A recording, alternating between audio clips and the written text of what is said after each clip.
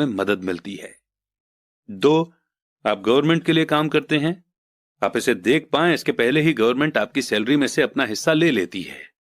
ज्यादा कड़ी मेहनत करके आप गवर्नमेंट को देने वाले टैक्स में बढ़ोतरी करते हैं। ज्यादातर लोग जनवरी से मई तक सिर्फ और सिर्फ गवर्नमेंट के लिए काम करते हैं। 3, आप बैंक के लिए काम करते हैं। टैक्स चुकाने के बाद आपका सबसे बड़ा खर्च आमतौर पर अपना होम लोन और क्रेडिट कार्ड का कर्ज चुकाना होता है। अगर आप सिर्फ ज्यादा कड़ी मेहनत से काम करते जाएं तो प्रॉब्लम यह है कि तीनों ही मामलों में आपकी ज्यादा मेहनत से किसी और को ज्यादा फायदा मिलता है। आपको यह सीखना चाहिए कि आपकी ज्यादा मेहनत से किस तरह आपको और आपके परिवार को सीधा फायदा मिल सकता है।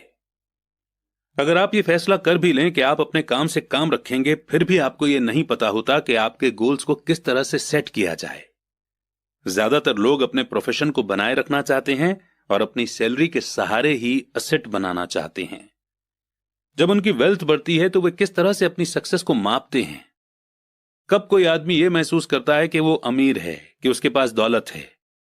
असेट और लायबिलिटी की मेरी अपनी डेफिनेशन की ही तरह दौलत के बारे में भी मेरी अपनी ही डेफिनेशन है। दरअसल मैंने इसे बकमिंस्टर फुलर नाम के इंसान से सीखा है। कुछ लोग उसे नीम हकीम कहते हैं और कई लोग उसे एक जीता जागता जीनियस कहते हैं। सालों पहले सभी आर्किटेक्ट इसलिए हैरान हो गए थे क्योंकि 1961 में उसने जियोडेसिक डोम के पेटेंट के लिए अप्लाई किया था और उस एप्लीकेशन में फुलर ने दौलत के बारे में भी कुछ कहा था। पहले तो उसका ठीक ठाक मतलब समझ में नहीं आया था, पर उसे कई बार पढ़ने के बाद इसका मतलब समझ में आने लगा। दौलत किसी आदमी की वो एबिलिटी या काबिलियत है जिसके सहारे वो आगे आने वाले इतने दिनों तक जिंदा रह सकता है। यानी अगर मैं आज काम करना बंद कर दूं तो मैं कितने समय तक जिंदा रह सकता हूं। यह नेटवर्थ की तरह नहीं है जो आपके एसेट और लायबिलिटी के बीच का फर्क है। हर इंसान को लगता है कि उसके पास जो सामान है वो बहुत कीमती है, पर इस डेफिनेशन से सचमुच सही असेसमेंट किया जा सकता है।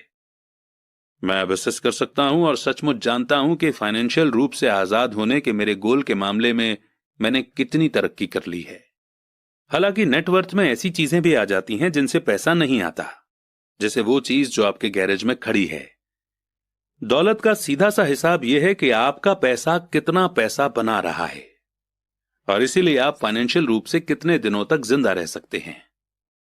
दौलत दरअसल असेट के कॉलम की कैश फ्लो के लायबिलिटी वाले कॉलम के साथ तुलना है। एक एग्जाम्पल लेते हैं। मान लीजिए कि मेरे पास हर महीने में अपने एसेट से 10,000 रुपए कैश आ रहा है और मेरा खर्च हर महीने 20,000 रुपए है। तो सवाल यह है कि मेरे पास कितनी दौलत है। अब हम बकमिस्टर फुलर की डेफिनेशन की तरफ चलते हैं। उनके डेफिनेशन के हिसाब से मैं कितने दिनों तक जिंदा रह सकता हूं। अगर हम एक महीने में 30 दिन मान लें तो इस डेफिनेशन के हिसाब से मैं 15 दिन तक जिंदा रह सकता हूं। जब मैं अपने एसेट से हर महीने 20,000 का कैश फ्लो हासिल करने लग जाऊंगा तो मैं अमीर हो जाऊंगा। हालांकि मैं अमीर नहीं हूं, पर मैं फाइनेंशियली फ्री हूं। हर महीने मेरे एसेट से मुझे जो इनकम मिलती है वो मेरे महीने भर के खर्च के लिए काफी होती है। अगर मैं अपने खर्च को बढ़ाना चाहता हूं तो मुझे इसके पहले अपने एसेट से आने वाले कैश फ्लो को बढ़ाना होगा। यह ध्यान रखें कि इस पॉइंट पर मैं अपनी सैलरी पर बिल्कुल भी डिपेंडेंट नहीं हूं। मैंने अपने एसेट बनाने में जी तोड़ कोशिश की थी और मैं इसमें सक्सेसफुल भी हुआ, जिसके कारण आज मैं फाइनेंशियल रूप से आजाद हो गया हूं। अगर मैं आज अपनी जॉब छोड़ भी दूं तो मेरे एसेट से इतना कैश फ्लो आता रहेगा कि मेरा खर्च आसानी से चलता रहेगा। मेरा अगला गोल यह होगा कि मेरे एसेट से आने वाले एक्स्ट्रा कैश को फिर से एसेट वाले कॉलम में इन्वेस्ट कर दिया जाए। मैं जितने पैसे अपने लिए एसेट्स बनाने में खर्च करता रहूंगा, मेरे एसेट्स मुझे उतना ही पैसा देते रहेंगे।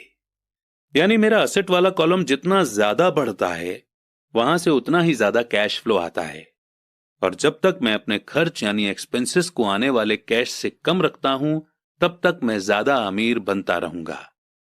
ध्यान देने वाली बात यह है कि मेरी इनकम फिजिकल मेहनत से नहीं बल्कि दूसरे तरीके से हो रही है।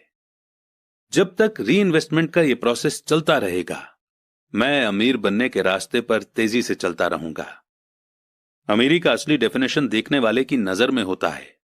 आप कभी बेहद अमीर नहीं हो सकते। तो आइए इस चैप्टर के लेसन को हम एक बार रिव्यू कर लेते हैं। पहला, अमीर असेट खरीदते हैं। दूसरा, गरीब सिर्फ खर्च करते हैं। मिडिल क्लास लायबिलिटी खरीदता है पर यह सोचता है कि वो असेट खरीद रहा है। चैप्टर 4 लेसन 3, अपने काम से काम रखो।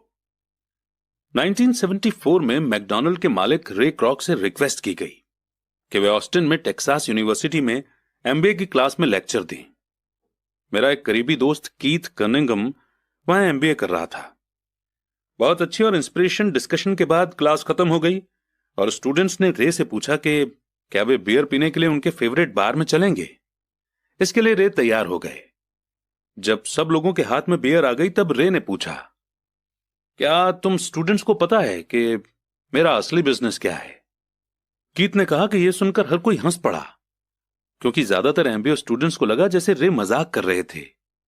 किसी ने जवाब नहीं दिया, इसलिए रे ने दोबारा से यही सवाल पूछा, आप लोगों की नजरों में मेरा बिजनेस क्या है? स्टूडेंट्स दोबारा हंस दिए और आखिरकार एक बहादुर स्टूडेंट ने जोर से कहा, रे, दुनिया में ऐसा कौन है जो ये नहीं जानता कि आप हैमबर्गर के बिजनेस में हैं? अब रे हंस दिए। वो बोले, मुझे मालूम था आप लोग यही कहेंगे।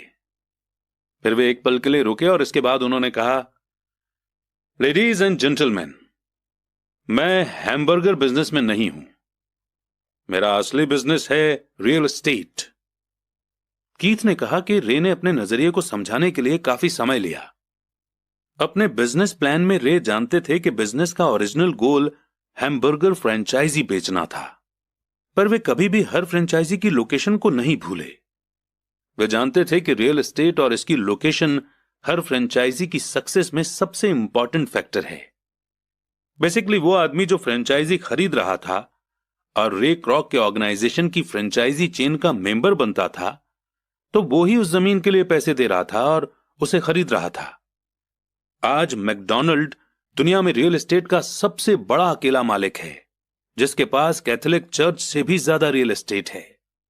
आज उनके पास अमेरिका और दुनिया के दूसरे देशों में सबसे कीमती चौराहे और नुक्कड़ हैं। कीथ ने कहा कि यह उसकी जिंदगी का बहुत बड़ा सबक था। आज कीथ के पास कार धोने का बिजनेस है, पर उसका असली बिजनेस है कार धोने के गैरेज के नीचे का रियल एस्टेट। पिछले चैप्टर के अंत में हमने यह बताया था कि ज्यादातर लोग दूसरों के लिए काम करते हैं, बस अपने लिए काम नहीं करते। वे पहले तो कंपनी मालिकों के लिए काम करते हैं, फिर टैक्स के कारण गवर्नमेंट के लिए काम करते हैं और आखिरकार बैंक के लिए काम करते हैं जो उनके मॉर्टगेज का मालिक होता है। जब हम छोटे थे तो हमारे आसपास मैकडॉनल्ड का कोई फ्रेंचाइजी आउटलेट नहीं था, पर मेरे अमीर डैडी ने माइक और मुझे वही सबक सिखा दिया था जो टेक्सास यूनिवर्सिटी में रे क्रॉक ने सिखाया था। यह अमीरों का सीक्रेट नंबर 3 है। अगला सीक्रेट यह है कि अपने काम से काम रखो। लोगों की जिंदगी में पैसों की तंगी इसलिए आती है क्योंकि वे अपनी सारी जिंदगी दूसरों के लिए काम करते रहते हैं। कई लोगों के पास तो जिंदगी भर काम करने के बाद भी अपने लिए कुछ नहीं बच पाता। हमारा प्रेजेंट एजुकेशन सिस्टम आज के बच्चों में एकेडमिक स्किल्स डेवलप करके उन्हें अच्छी जॉब दिलाने के लिए तैयार करता है। उनकी जिंदगी उनकी सैलरी के चारों तरफ घूमती है, या जैसे पहले बताया जा चुका है, उनके इनकम वाले कॉलम के चारों तरफ। और ज्यादा एकेडमिक स्किल्स को डेवलप करने के बाद वे अपनी प्रोफेशनल क्वालिफिकेशन को बढ़ाने के लिए और हायर एजुकेशन हासिल करते हैं। वे engineer, scientist, chef, police officer, artist, writer वगैरह बनने के लिए पढ़ाई करते हैं। उनकी प्रोफेशनल क्वालिफिकेशन उन्हें काम करने और पैसा कमाने का मौका देती है, पर ध्यान रहे वे पैसे के लिए काम करते हैं। आपके प्रोफेशन और आपके बिजनेस में बहुत बड़ा फर्क है। मैं अक्सर लोगों से पूछता हूं कि आपका बिजनेस क्या है, और वो कहते हैं कि मैं एक बैंकर हूं। फिर मैं उनसे पूछता हूं कि क्या वे बैंक के मालिक हैं, और आमतौर पर उनका जवाब होता है, नहीं, मैं वहां काम करता हूं। इस तरह उन्होंने अपने प्रोफेशन और अपने बिजनेस को एक ही समझ लिया है। उनका प्रोफेशन एक बैंकर का हो सकता है, पर उनका अपना बिजनेस कुछ भी नहीं है। रे क्रॉक अपने प्रोफेशन और अपने बिजनेस के बीच के फर्क को बहुत अच्छी तरह से जानते थे। उनका प्रोफेशन हमेशा वही था, वे एक सेल्समैन थे। एक समय वे मिल्क शेक के लिए मिक्सचर बेचते थे और कुछ ही समय बाद वे हैमबर्गर की फ्रेंचाइजी बेचने लगे।